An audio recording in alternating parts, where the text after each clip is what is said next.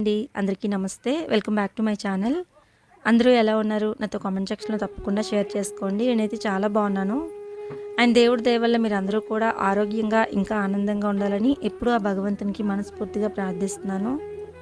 And ఈరోజైతే ఇంకొక మంచి వీడియోతో మీ ముందుకు వచ్చేసాను. అదేంటంటే ఏ ఏ రోజుల్లో పూజ గదిని మనం శుభ్రం చేసుకోవాలి, అలాగే పూజ గదిలో కొన్ని ఉండకూడని వస్తువులు ఏంటి, అంతేకాకుండా పూజ గదిలో ఉండాల్సిన అతి ముఖ్యమైన వస్తువులు ఏంటి, అండ్ పూజ గదిని శుభ్రం చేసినప్పుడు అసలు మనం ముఖ్యంగా పాటించవలసిన నియమాలు ఏంటి అనేది ఈరోజు నేను మీకు ఈ వీడియోలో క్లియర్గా చెప్పబోతున్నాను.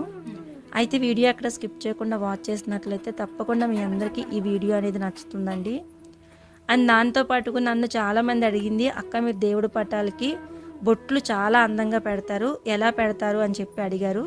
ఇప్పుడు నేను చెప్పిన ఒక చిన్న టిప్ మీరు ఫాలో అయినట్లయితే మనం దేవుడి పటాలకి కానీ ప్రతిమలకి కానీ బొట్టు అనేది అందంగా పెట్టుకోవచ్చు. ఆ దేవుడికి పటంకి పెట్టిన బొట్టే ఒక మంచి అలంకరణ, మనకి ఆనందం, ఇంట్లోకి ఒక మంచి పాజిటివ్ ఎనర్జీ కూడా వస్తుందన్నమాట. అంటే ఆ పటాలని చూసిన తర్వాత, దేవుడి మందిరాన్ని చూసిన తర్వాత ఒక మంచి ఫీల్ అయితే వస్తుందన్నమాట. సో అలాంటివన్నీ కూడా ఈరోజు నేను మీకు ఈ వీడియోలో చెప్తాను. సో మ్యాక్సిమం వీడియో ఎండింగ్ వరకు చూడడానికి ట్రై చేయండి. తప్పకుండా మీకు ఈ వీడియో అంతా కూడా నచ్చుతుంది. ఓకేనా? సో ఫస్ట్ వచ్చేసి నేను నా దేవుడి గదిని శుభ్రం చేసుకుంటున్నాను. సో మీ అందరికి కూడా యూజ్ అవుతుంది కదా అని చెప్పేసి నేను వీడియోని అయితే షేర్ చేస్తున్నాను అనమాట. సో ఫస్ట్ వచ్చేసి నా దేవుడి గది ఇలా ఉంది. అండ్ ఇది క్లీన్ చేసి ఆల్మోస్ట్ 20 days పైనే అయిపోయిందనమాట. ఎందుకంటే మధ్యలోని కొన్ని కారణాల వల్ల ఏం చేయలేకపోయాను. ఎప్పుడు కూడా ఎవ్రీ మంత్ మనం దేవుడి గదిని క్లీన్ చేసుకోవాలి. మొత్తం డీప్ క్లీనింగ్ అనమాట. నార్మల్గా పీటలు పెట్టుకునే వాళ్ళైతే ఎవ్రీ వీక్ క్లీన్ చేస్తారు.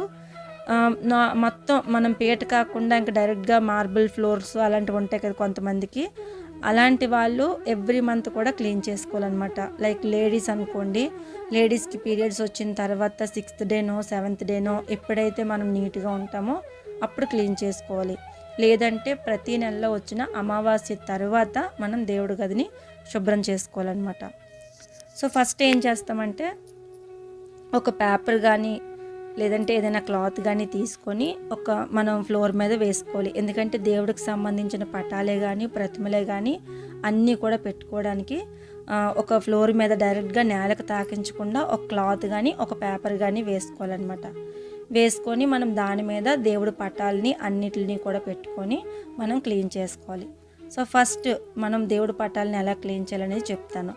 మనకి ఇంట్లో ఉన్న ఐడల్స్ ఏమైనా బ్రాస్వి కానీ వెండివి కానీ ఉన్నాయనుకోండి, అవన్నీ కూడా తీసి ముందు మనం పక్కన పెట్టుకోవాలి. అంటే మనం దాన్ని డీప్ క్లీన్ చేస్తాం కదా, లైక్ ఏమైనా లిక్విడ్ వేసి క్లీన్ చేయడం అవన్నీ చేస్తాం కదా, అందుకు అవన్నీ కూడా పక్కన పెట్టుకోవాలన్నమాట. అండ్ దేవుడికి వేసిన ఏమైనా నగలున్నా లేక ఏమైనా పర్ల్స్ చైన్స్ లాంటివి అలాంటివి ఏవి ఉన్నా సరే అవి కూడా పక్కన పెట్టుకోవాలి. ఎందుకంటే అవి కూడా మనం క్లీన్ చేసుకోవాలి.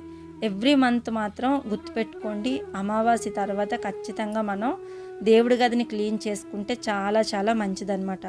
సో అండ్ ఇక్కడ వచ్చేసి ఫస్ట్ మనం ఏం చేయాలంటే, మనం కింద ఏదైనా క్లాత్ కానీ ఒక పేపర్ కానీ వేస్తాం కదా, దాని మీద దేవుడి పటాలు పెట్టుకుంటాం కదా.